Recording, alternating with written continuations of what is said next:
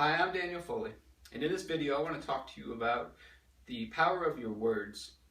So a lot of people don't realize it, but the words that you speak every day are very powerful, and they can often be the thing that is limiting your life from getting to the next level. It can be one of those things. So in this video I want to talk about that, but first I want to start with a story of how I came to learn about this. So for those of you who are familiar with me, you know I had this you can call it an encounter with the Lord, where I kept hearing, you need to go check the day that you were baptized. And so I keep hearing this, and finally I asked my wife, I said, Trisha, do you know where those certificates are from where we got baptized? And she goes, oh, actually I have it in my hand right here. I'm like, well, why do you have that baptism certificate in your hand? That's kind of random. You know, we had just had our second child, our second daughter, Kira, and we had been baptized right around when our first daughter, Anya, was born, and we had the baptism certificates in her baby book. And so with the new baby being born, Trisha had the old baby book out and was transferring things over, looking at baby books, and so she happened to have the baby book out when I asked, and she had the baptism certificate in her hand.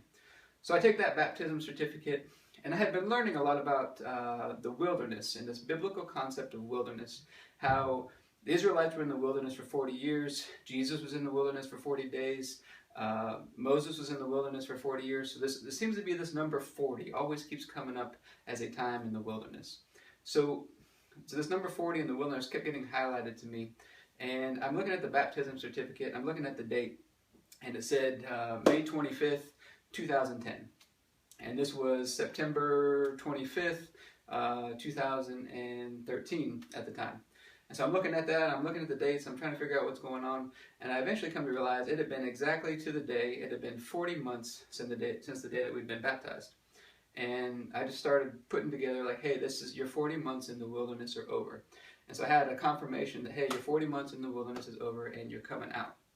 So my first inclination is like, hey, if I'm coming out of the wilderness, we're going into the promised land, everything's going to be great. I had a lot to learn still at that point. For those of you who have been kind of through something similar, I had a lot to learn. One of those first things that I had to learn, and there's several things that you have to learn when you come out of the wilderness if you're going to be successful. One of the first things that you have to learn is the power of your words. So when I first came out, within a month of coming out, I own a personal training business, and we do, with our staff, we usually do workouts together a couple times a week. You know, we do it for bonding, but also for us to stay fit and to be on top of the workouts that we're doing, things like that. So we were getting ready to do a workout, and one of our trainers said, you know, hey, I don't think I can do the workout today because I've got a hurt finger and a hurt toe. And I was just kind of laughing and joking around and said, hey, next thing you know, you're going to have an infected eyelash. And just kind of joking around.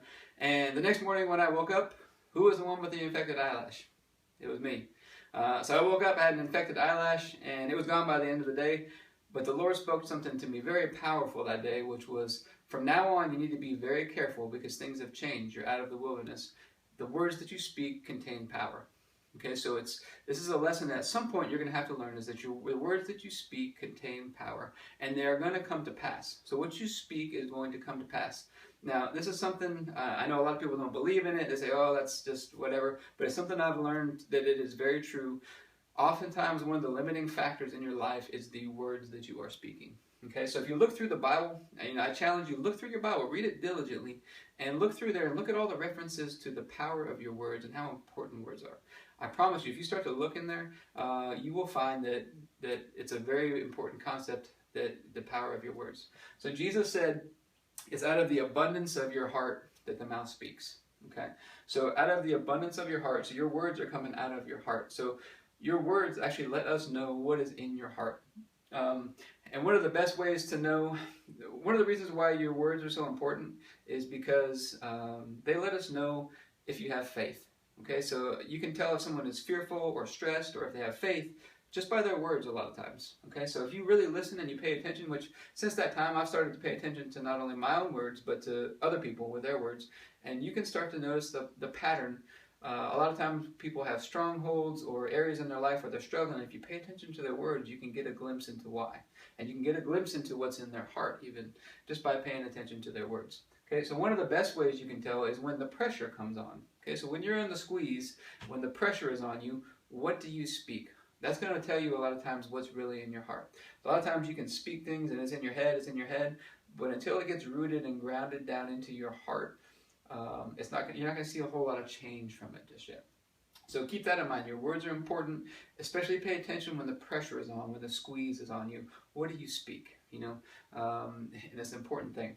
Okay, the other concept I want you to think about is that your words are seed. So Jesus talks about in the parables that the word is the seed. So your words are like seed. So I want you to think about, as you're going about your day every day and you're speaking, what are the words that you're planting? Are you planting good seeds? Are you planting things that are going to produce fruit? Or are you planting bad stuff that you don't want that fruit?